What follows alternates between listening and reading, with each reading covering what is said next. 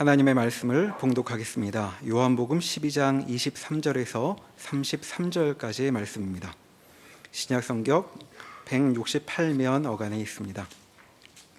요한복음 12장 23절에서 33절까지의 말씀입니다. 예수께서 대답하여 이르시되 인자가 영광을 얻을 때가 왔도다.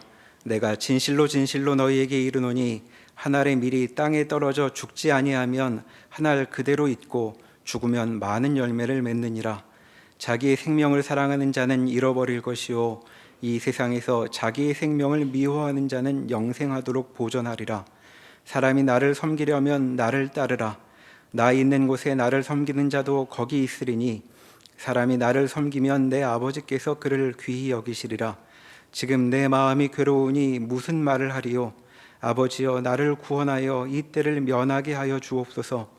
그러나 내가 이를 위하여 이 때에 왔나이다.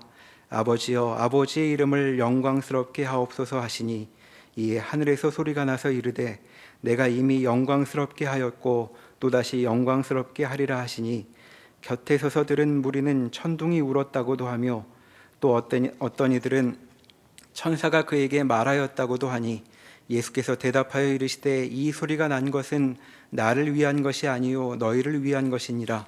이제 이 세상에 대한 심판이 이르렀으니 이 세상의 임금이 쫓겨나리라. 내가 땅에서 들리면 모든 사람을 내게로 이끌겠노라 하시니 이렇게 말씀하심은 자기가 어떠한 죽음으로 죽을 것을 보이심이로라. 아멘. 오늘은 추수감사주일로 지키고 있습니다. 우리가 봄에 씨 뿌려 1년 농사를 지어 가을에 수확하는 그 하나님의 복주심과 성실하신 섭리를 확인하는 절기이죠. 그런데 이 문제를 오늘 본문에서와 같이 예수님께서는 당신의 십자가의 죽으심을 심는다라고 설명하고 계시는 것입니다. 우리는 이 예수님의 죽음을 얘기할 때마다 하나님이 우리 인생에 대하여 얼마나 지극한 정성을 가지고 있는가 하는 차원에서는 다들 이해를 해도 이것이 새로운 방법이다라고는 생각하지들 못합니다. 그러니까 죽음은 세상에서는 끝장나는 것입니다. 모든 것이 소용 없어지는 것이고 소멸되는 것이지만 기독교에서 죽음은 예수로 말미암아 더 나은 영광으로 가는 관문이 됩니다. 그러니까 새로운 것이 되시죠. 여러분 잘 아시는 대로 아브라함이 믿은 바 그 하나님은 없는 것을 있는 것 같이 부르시는 이요 죽은 자를 살리시느니다. 창조와 부활의 하나님입니다. 창조란 없었던 것에서 존재와 가치를 만드시는 것이요. 부활이란 우리가 알고 있는 모든 어떤 부정적인 것, 미흡한 것에도 불구하고 뒤집어 그 원래 존재의 가치와 지위보다 상상할 수 없는 더 큰 영광을 만드시는 분이다. 이렇게 성경은 소개하고 있습니다. 그래서 이 오늘 예수님의 십자가에 대한 그 제자들의 말한 내용들을 곰곰이 보면 인자가 영광을 받을 때가 왔다. 이렇게 말씀하시고 내 마음이 괴로워서 죽게 되었다. 라고도 말씀하시고 한 알의 밀알이 땅에 떨어져 썩지 않으면 그냥 한 알 그대로 있고 썩어서 심기우면 많은 열매를 맺는다 라고도 말씀하십니다. 그래서 죽음이라는 방법으로 만들어내는 하나님의 어떤 재창조의 방법론에 대하여 성경은 이렇게 얘기하고 있습니다. 히브리서 2장에 가시면 신약성경 354페이지 됩니다.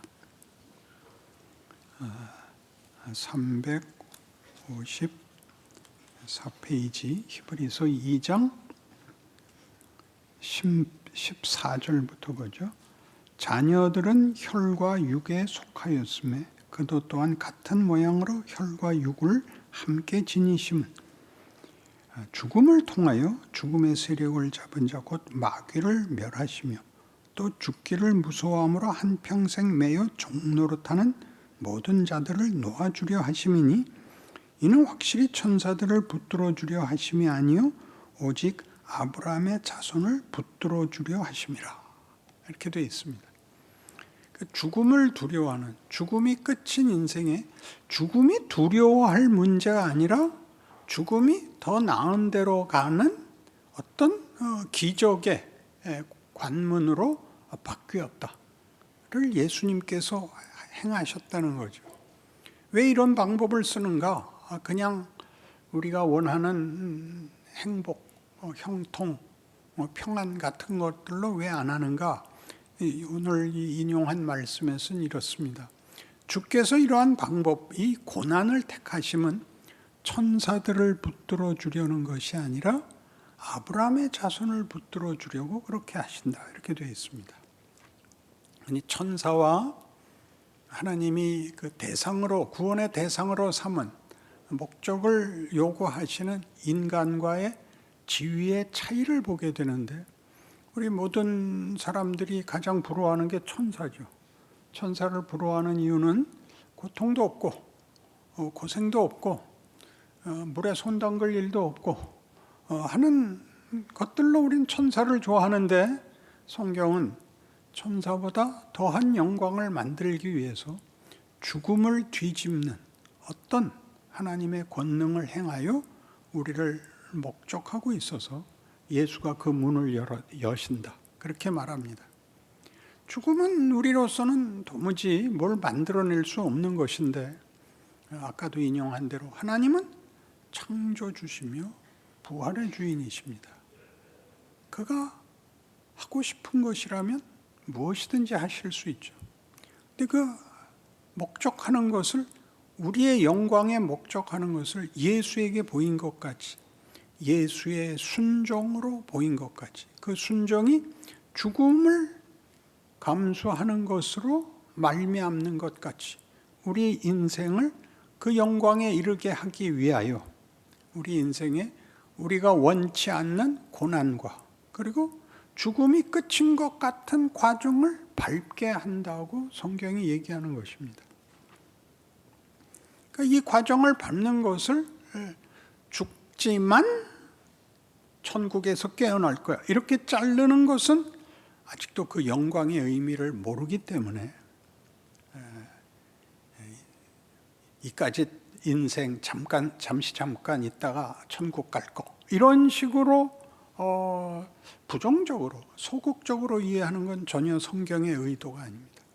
우리는 우리가 살면서 당하는 고난, 불만 같은 것들이 전부 우리에게 일을 한다는 것을 기억해야 됩니다. 부활하신 예수님은 손에 못자국을 갖고 있습니다. 그것은 그분에게 영원토록 자랑이시고 영원토록 영광이십니다.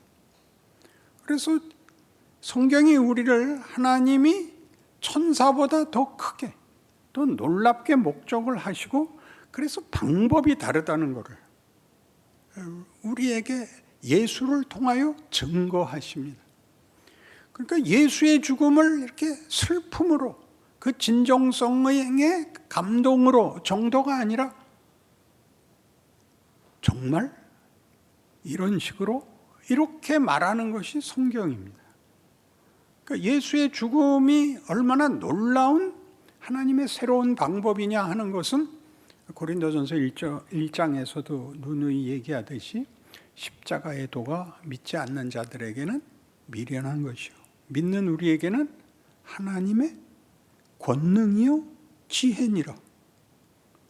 우리는 납득을 안 하고 현실에 적용을 못해서 사는 동안은 마지못해서 살고 체념하고 살다가 이제 죽고 나면 천국에서 깨어나서 눈물도 없고 상하는 것도 없고 고민할 것도 없는 세상에서 깨어난다.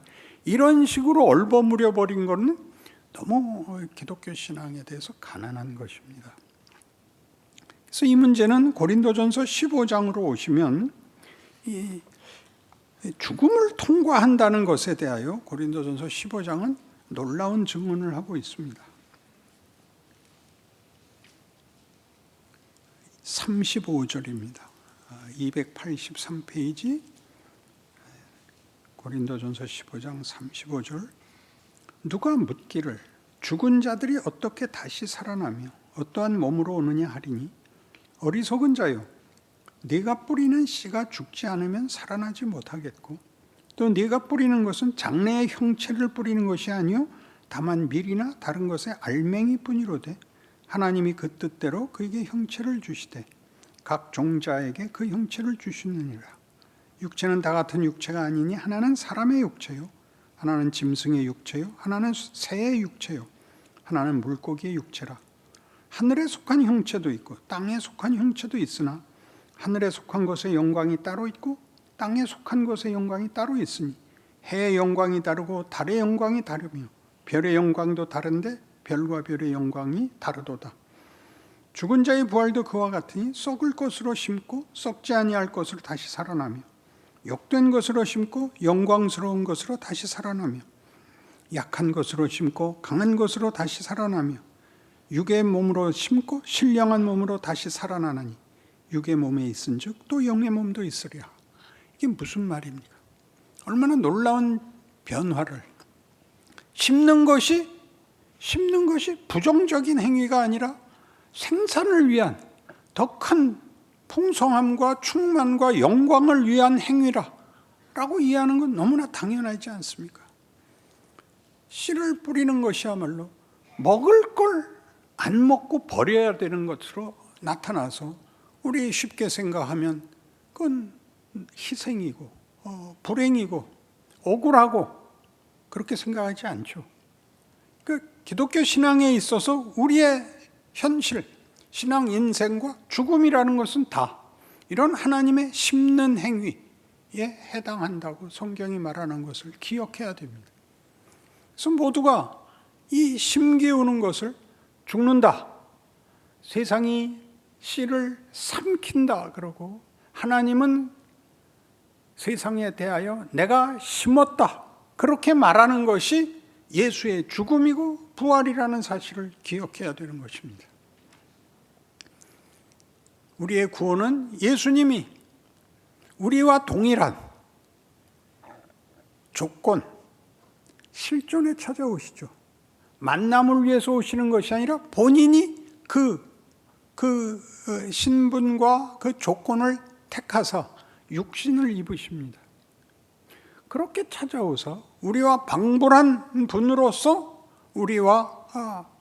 우리에게 하나님의 비밀과 약속과 소망을 증언하시고 몸소 첫 번째 열매가 되십니다. 그래서 십자가 위에 서 있는 구원은, 십자가로 말하는 구원은 우리 잘 아는 대로 피 흘리고 목마르고 고통스러움으로 이루어내는 것인데 그건 우리가 제공한 겁니다. 우리가 그를 십자가에 못 박았고 우리가 그를 조롱했고 우리가 믿지 않은 데다 구원을 넣어서 우리 평소에 말하듯이 죄인을 위해서 왔어, 우리를 구원하러 오셨어, 값없이 주셨어, 이런 말들이 십자가에 묻어 있다는 사실과 동일하게 그 전에 있었던 존재보다 훨씬 놀라운 씨가 꽃을 피우고 열매를 맺는 것 같이 부활을 무덤에다 담았다 그러는 것이죠. 죽음이라는 그릇에다가 부활을 담고 영광을 담고 영생을 담습니다. 우리는 그것을 감사절마다 확인하는 것입니다. 참고 심고 그리고 애쓰고 가을까지 기다려야 그 결과를 보는, 그리고 그 풍성함에 대하여 놀라는 우리의 결과물이 어떤 신비한 방법과 기적 속에 허락된 하나님의 약속이고 증언인가, 예수님에게서 십자가에서 부활해서라고 얘기하면서도 그것이 얼마나 자연 세계 속에 분명한 증언으로 오늘 신자들에게 소망이 되며 진실이 되며 믿음이 되는가. 그래서 여러분의 생애를 더욱 든든한 마음으로 내가 가진 한계들이 하늘의 알맹이에 불과하고 아무것도 만들어낸 게 없다라는 그 가난함에 대하여, 그 초라함에 대하여 성경식으로 극복하고 이게 심기어 수많은 열매를 맺을 수 있다라는 신자의 영광된 삶으로 이어지기를 바랍니다. 기도하십시다. 하나님 아버지, 우리의 현실, 실존, 형편, 그 모든 것들이 이런 하나님의 창조와 부활의 권능 아래에 있음을 인하여 찬송하며 믿음으로 승리하기로 기꺼이 결단하며 어느 곳에서나 찬송하며 주를 높이겠습니다. 그 승리의 인생을 살아내는 우리 모든 믿음의 식구들이 되게 하여 주시옵소서. 예수님 이름으로 기도합니다. 아멘.